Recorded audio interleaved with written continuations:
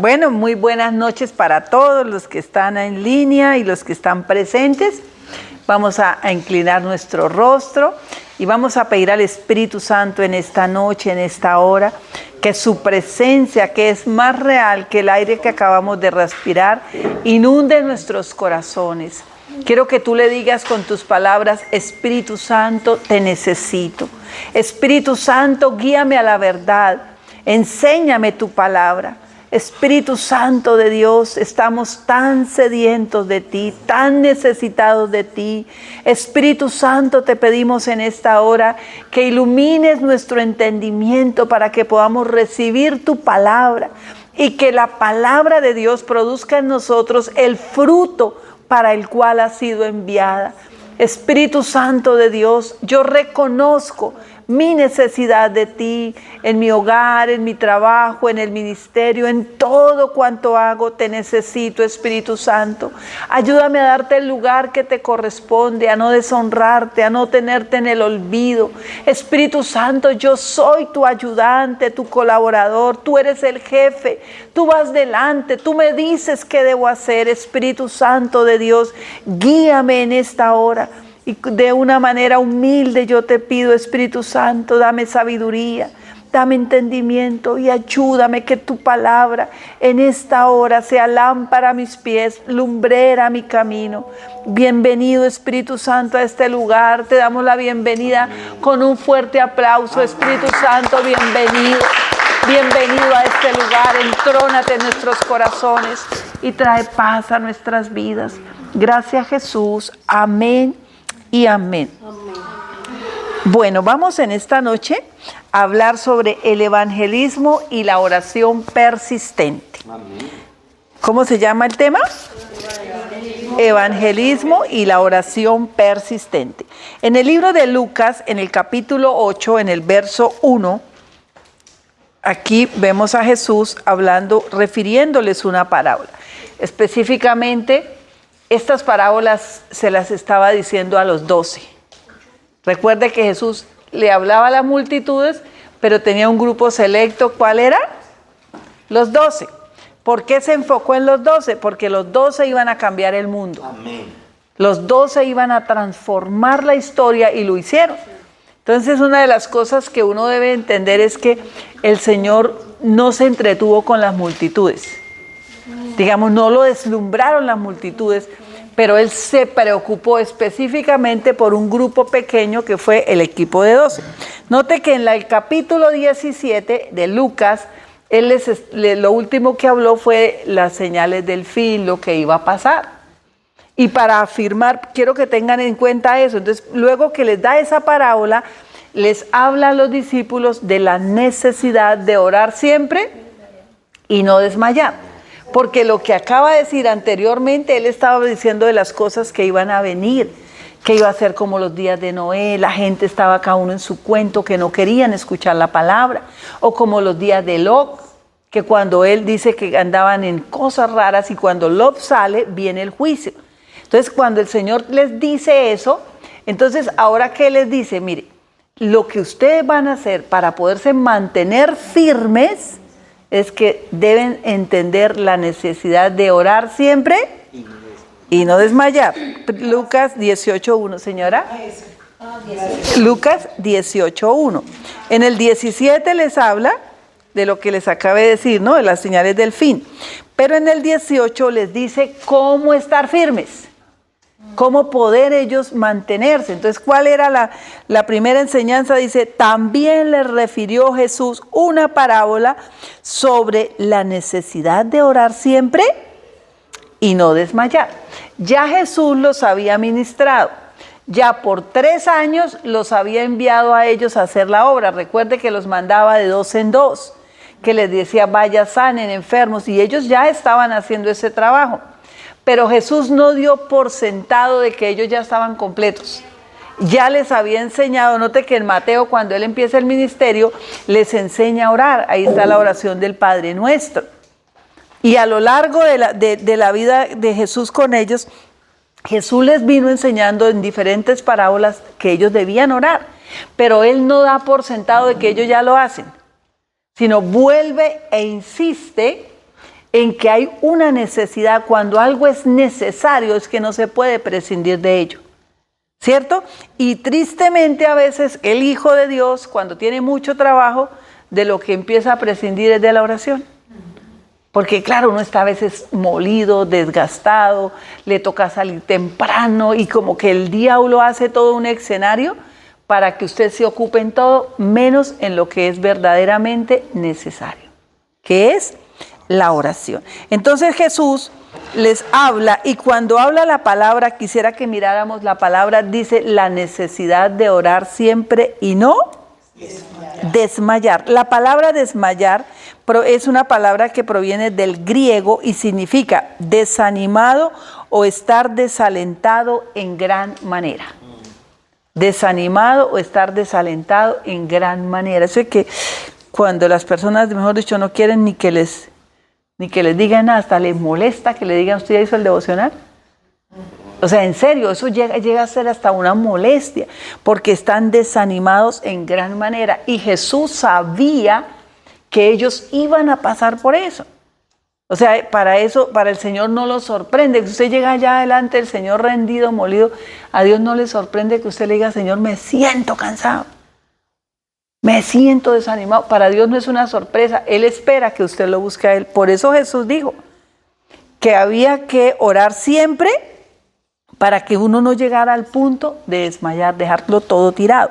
Nuevamente esta palabra de no desmayar se encuentra en Efesios 3:13, cuando el apóstol Pablo les dice algo, dice, por lo cual, Efesios 3:13, por lo cual pido que no desmayéis a causa de mis tribulaciones por vosotros las cuales son vuestra gloria.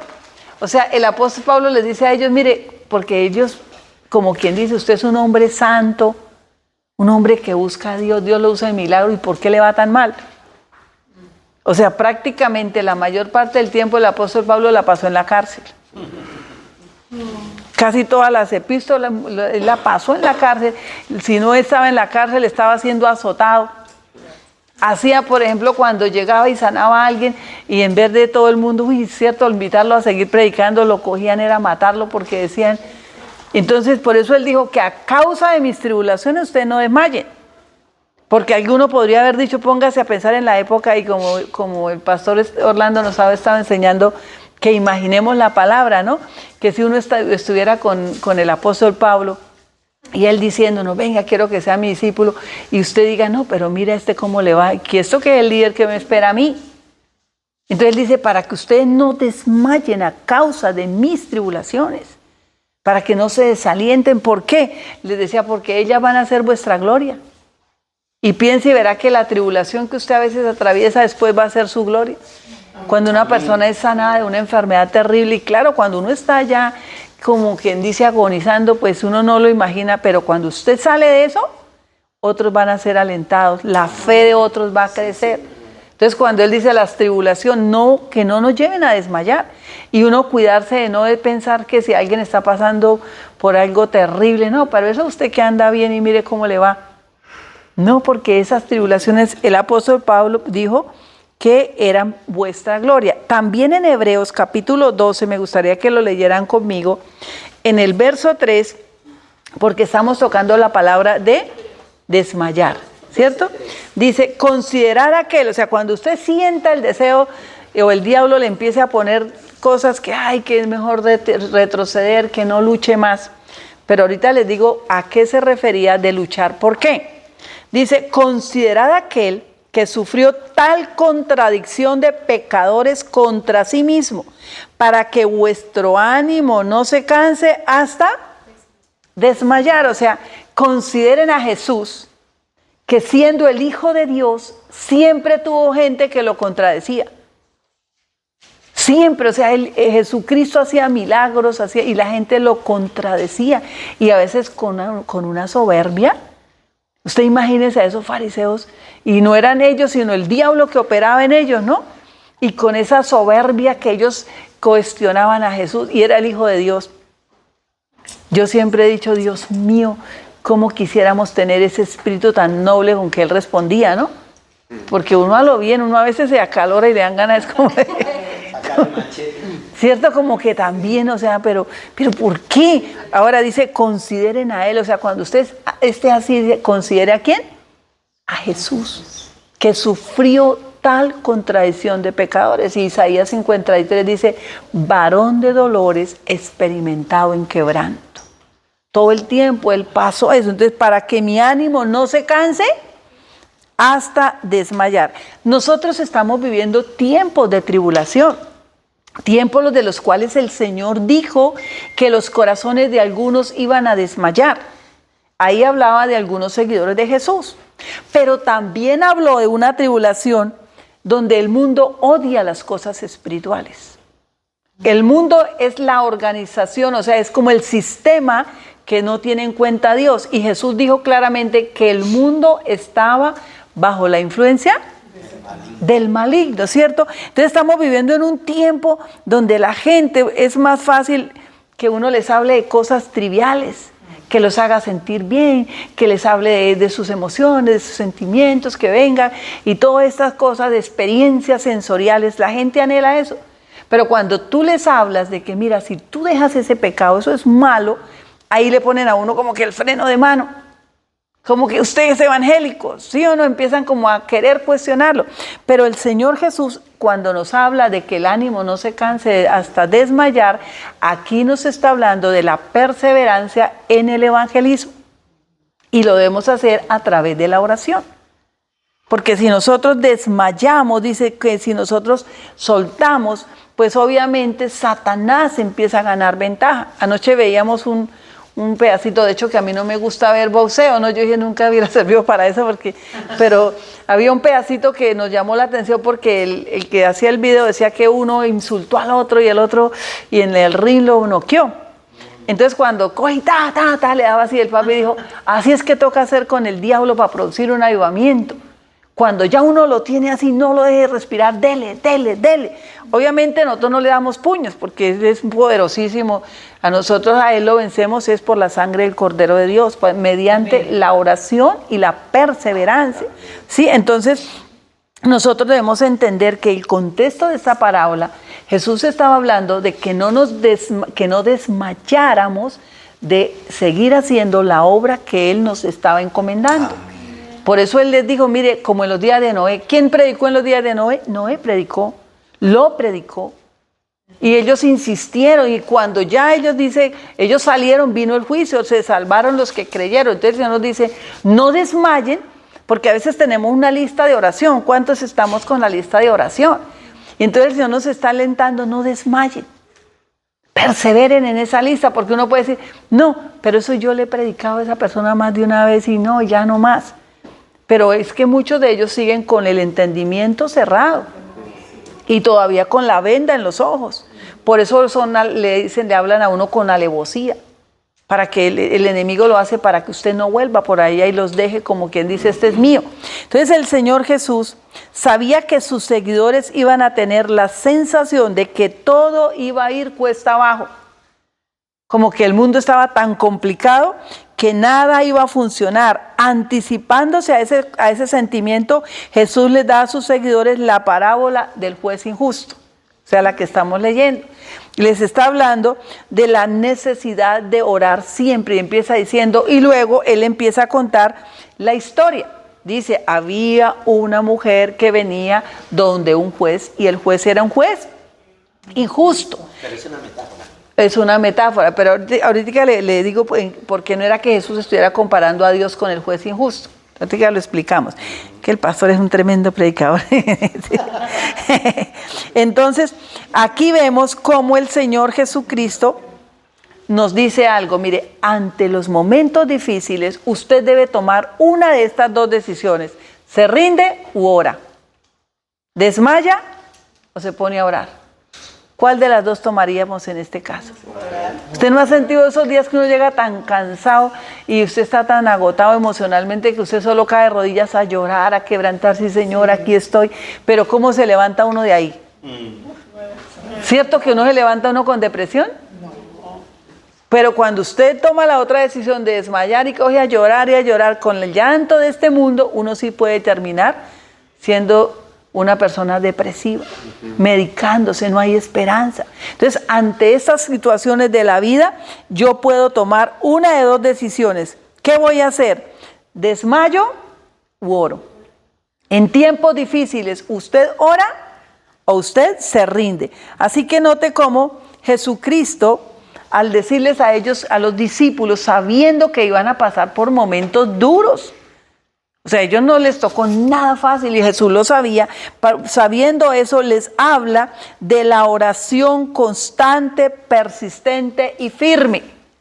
Ahora, no los mandó a que ellos se reclutaran en un lugar donde solamente, o sea, Él no creó los conventos, mejor dicho, no fue idea del Señor, los monasterios, sí, porque algunos pensarían, y eso se hizo en un momento que el ser humano, queriendo huir de la corrupción, de la inmoralidad, fue que inventaron todos los monasterios, pero era como en un intento de escapar de eso, sí, pero el Señor Jesús no les estaba hablando de esto, les está hablando de una oración que es firme, que es constante y que es persistente y se puede hacer en todo lugar. Mientras uno está trabajando, mientras usted está en la casa, mientras usted está camino al trabajo, es esa oración persistente, firme, constante, donde uno le dice, Señor, yo no estoy dispuesto a rendirme. Yo no me voy a rendir por mi familia. No me voy a rendir por estos discípulos que tú me vas a dar. O sea, es donde tú empiezas a tomar esas decisiones, ¿sí? Porque el mundo se rinde y uno a veces, por ejemplo, yo he visto casos de hombres y mujeres de Dios que llega un momento en que han tenido ya gente, tienen gente y todo, y de un momento a otro como que el enemigo llega y los dispersa por diferentes razones, y el diablo lo ataca, él ataca al líder, porque el diablo, si algo tiene es que él es perseverante. Y yo quiero decirles, la película para ninguno de nosotros ha terminado. Amén. Puede ser que esté en una escena donde uno está pasando por un momento duro, pero una buena película, aunque la hace gente mundana, saben que los buenos tienen que ganar. Y el final es feliz. ¿Sí o no? Amén. Cuando no, uno dice, qué hueso, ¿cierto? Démosle un aplauso al Señor. El final es bueno. Entonces, el final de su vida será un buen final. Entonces, recordemos, Jesús dio también otra parábola. Estaba hablando de la necesidad de orar. Y ahí en el libro de Lucas, en el verso 8, les habla de otra parábola y les cuenta la historia de un amigo que fue a visitar a su amigo en la noche, porque había llegado una visita y él no tenía pan para darle. Y a mí me impacta cómo Jesús enseñaba con esos casos tan prácticos, porque en esa época la mayoría de personas, las casas, digamos, era un lugar así, y en la parte de abajo metían todos los animales y todas las cosas, o sea, se acostaban con todo, y en la parte de arriba como en un zarzo, no sé si algunos saben qué es un zarzo, era como, ahí como un mezanine, ahí dormían. Entonces era bien complicado levantarse y bajar y pasar por encima de los animales y no despertar al resto. Y el amigo, amigo, ábreme. Y el otro, no, ya estoy en la cama, ya están mis niños conmigo, no me voy a parar. Y note cómo Jesús dijo, escuchen, que dice que en este caso Jesús describe a un hombre que le dijo a su amigo, dijo, no me voy a parar, sin embargo, por ser persistente, se va a parar y le va a dar todo lo que necesite, ¿cierto? Y entonces estaba hablando Jesús nuevamente de la necesidad de perseverar en la oración. El Señor nos estaba diciendo, mira, es necesario. Y en el libro de Lucas, en este caso, describe a una mujer que persiste en súplicas ante un juez injusto, en el verso 4, 18:4. Y en el verso 5 dice que, pero como la mujer no deja al juez en paz, finalmente el juez le da a la mujer lo que está pidiendo. Y aquí Jesús no está comparando al padre con el juez injusto. Lo que él está enseñando es que la perseverancia de esta mujer llevó a la acción aún a un hombre que no conocía a Dios. Y dice ahora, ¿cuánto más vuestro Padre que es misericordioso? Lucas 18, 7 y 8 dice, ¿acaso Dios no hará justicia a sus escogidos que claman a Él día y noche? ¿Se tardará en responderles? Os digo que pronto les hará justicia. Entonces, Ahora, quiero que entendamos aquí el Señor Jesús no está hablando de que pidamos por la comida, por el vestido, por la renta, porque Él sabe que usted necesita eso.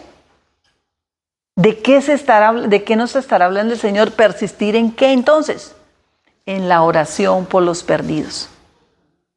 Porque si usted va a Mateo capítulo 5, donde dice, hablaba de la comida, el vestido y todo lo que usted necesita para la vida, dijo, eso yo se lo voy a dar como una añadidura. Su trabajo es buscar el reino de Dios y su justicia. ¿Cómo busco el reino de Dios y la justicia si no es predicándole a las personas para que el nombre de Dios sea santificado en ellos? Note que una persona cuando entrega su vida a Jesús ya no es grosera, ya no suelta esas palabrotas. Entonces santifican a Dios cuando dice que el nombre de Dios es santificado en aquellos y el reino de Dios viene a los hogares. Entonces el Señor aquí está hablando de que el trabajo que los discípulos iban a hacer en Mateo 28, 19, esa era la encomienda, y para eso les estaba diciendo, ustedes tienen que orar, ustedes no se pueden rendir. Hay veces que hemos orado por una persona, y yo conozco el caso de un pastor que duró más de 40 años orando por la mamá, y era un tremendo pastor, y la mamita era una bendición, porque era sí, que a veces que grosera y todo, y casi a los 80 años esta mujer entrega su vida al Señor.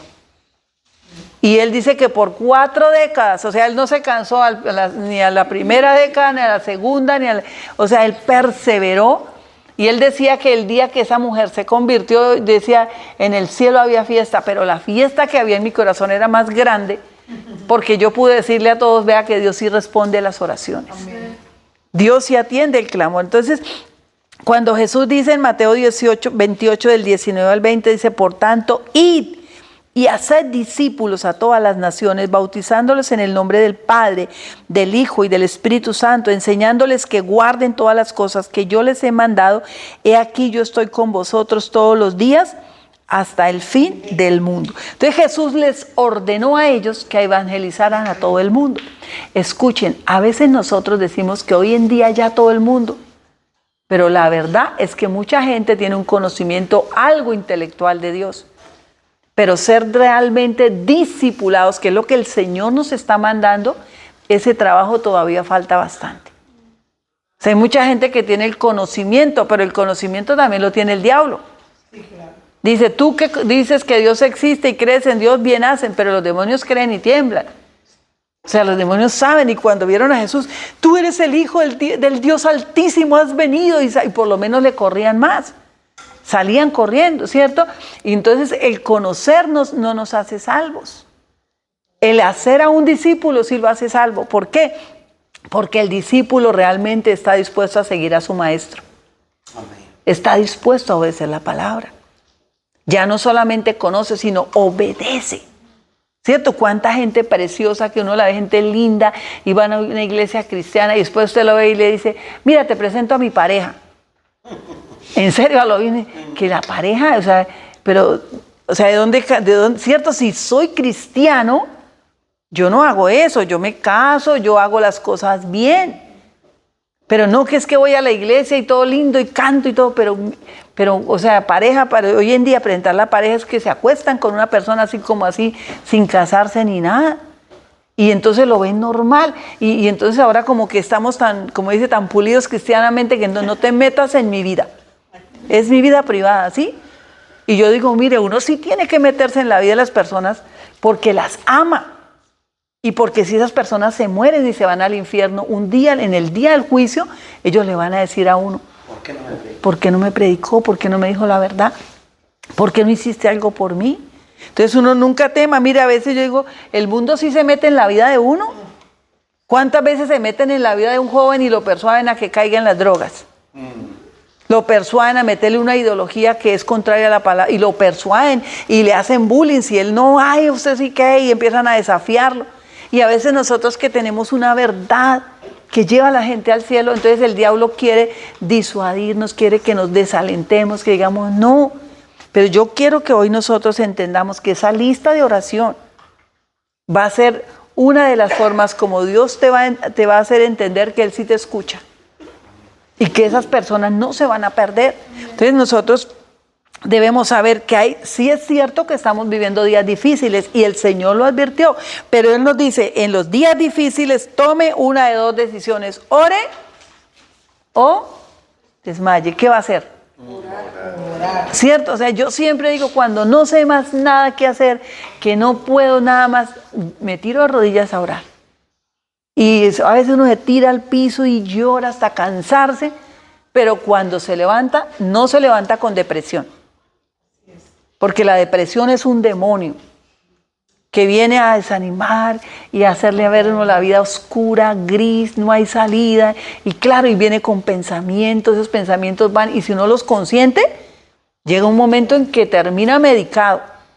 Y muchas personas toman ya decisiones más tremendas porque como que se les nubla el entendimiento. Entonces Jesús nos da eso. Ahora, dice la Biblia en el libro de Salmo 126, del verso 5 al 6, dice, 126, Salmo, del 5 al 6, dice, los que sembraron con lágrimas, con regocijo segarán, irán andando y llorando, el que lleva la preciosa semilla, mas volverá a venir con regocijo, trayendo sus gavillas. Ahora, ¿cuántos hemos sembrado con lágrimas en nuestra familia? Mensajes que decía un gran predicador, que los mensajes más efectivos son los que son bañados en lágrimas, donde usted ha llorado por ellos, ha clamado a Dios, que las personas sean ministradas, que el corazón de ellos sea tocado por el Espíritu Santo. Porque si bien el Señor nos manda a nosotros a que hagamos esta obra, Él sabe que estamos luchando con un enemigo espiritual que siempre estará tratando de desalentarnos. Y entonces Jesús, por eso, si usted mira las veces que les habló a ellos de la necesidad de refugiarse en la oración como la fortaleza que ellos iban a tener para vencer, porque hoy en día yo creo que más que nunca nosotros estamos bajo ataque y por todos los frentes. Porque a veces usted, por un lado, las emociones, mire, son atacadas de una manera impresionante. Y esa tendencia, esa lucha, ¿cuánto les ha pasado a no soltar palabras? Porque parece que el diablo lo bombardeara a uno, y hasta que su cerebro se caliente, a usted le dan ganas de ponerse a decir cosas negativas. ¿Cierto? ¿Y para qué hace el enemigo eso? Para que los demonios las tomen y empiecen a hacerlas efectivas. Entonces prefiera en ese momento salir, irse de ahí, cierre la boquita si es necesario, pero no deje que el enemigo lo bombardee al punto de que usted empiece a atarse. Porque es que uno se ata a uno mismo, ata a los hijos, ata a los discípulos con las palabras negativas. Entonces uno debe realmente tomarse en serio esto. Ahora, decía un gran hombre de Dios que uno no simplemente tampoco puede permanecer de rodillas todo el tiempo y orar por una cosecha sin irse a sembrar la semilla. Entonces nosotros vamos a tomarnos en serio lo de la oración, ¿cierto? O sea, cogemos los listados, oramos uno por uno, pero también tengo que actuar, porque la semilla hay que ir a sembrarla en la tierra, porque si no, no da. Uno puede coger, por ejemplo, yo me acuerdo cuando nosotros éramos niños, mi papá, de las mejores cosechas, de la cosecha guardaban la mejor semilla. Siempre la guardaban, y de hecho nosotros nos acostumbramos, y todavía a veces me pasa que un aguacate bueno y yo a guardar la semilla, el papi, bote eso. Cuando estábamos en Barranca yo decía, yo la llevo para la finca, y en serio, mire, a veces cogía papaya y la llevamos a la finca y eso salían unas papayas deliciosas, lo que fuera. Incluso hoy en día hay muchas que ahora están creciendo. Pero fue algo que él nos metía, él decía, porque yo me acuerdo un día yo le dije, ay papi, pero esos aguacates ¿cuándo van a estar o nunca los ve? Y entonces él me dijo, no importa que usted no coma, otro comerá ese fruto. Y nosotros sembramos muchas semillas, ¿sí? Y entonces la semilla se guarda por un tiempo, se le hace un proceso, pero si yo después no la siembro, se va a secar, se va a dañar y ya no sirve. Es lo mismo que yo hago por las personas. Entonces, si yo estoy orando, ya tenemos que empezar sin miedo. Si usted está orando, ya empiece a llamarlos. Usted le pide al Espíritu Santo, ya usted ha orado, mire, está orando por ti, ¿cómo está? Y empecemos a hacer el llamado, empezamos a llamarlos, a concretar visitas. No estamos solos, somos un equipo, nos podemos apoyar. El que necesite, no, pastor, camine, acompañe, vamos a orar por este, está enfermo, vamos a hacerlo. ¿Por qué? Porque si solo oramos y no sembramos la semilla, dijo alguien que era una tontería piadosa. Porque nunca vamos, o sea, es como la abuelita intercesora intercede, pero muestre, o sea, la oración tiene que dar algún fruto. ¿Cierto? Algún fruto tiene que producir la oración. Entonces dijo que tenemos que hacer como una viejita que llamaba oración. Le decía a los jóvenes, entonces estaban en un lugar así orando unos pelados, y era que al frente de la iglesia les habían montado una taberna y ese ruido y todo. Y entonces ella un día pasó por la iglesia y dice, Señor, que esa taberna se cierre, que se seque y ore. Y entonces la viejita se quedó mirando, dijo, ¿puedo orar con usted? Dijo, sí. Dijo el chino, sí, ore, a ver. Y la viejita, Señor, que esa taberna se queme, es que se queme. Y entonces los chinos se quedaron mirándola, uy, qué oración tan agresiva, ¿no? Pero ya listo, oraron. A la noche siguiente, cuando ven bomberos y todo eso se había quemado, entonces llaman los chinos a la viejita, le dice, señora, ¿usted qué fue lo que hizo? ¿Cómo oró? Dijo, mijitos, oración. Dijo, ¿cómo así? Dijo, oré y le metí candela. Bueno, nosotros no le vamos a meter candela a nadie, ¿no?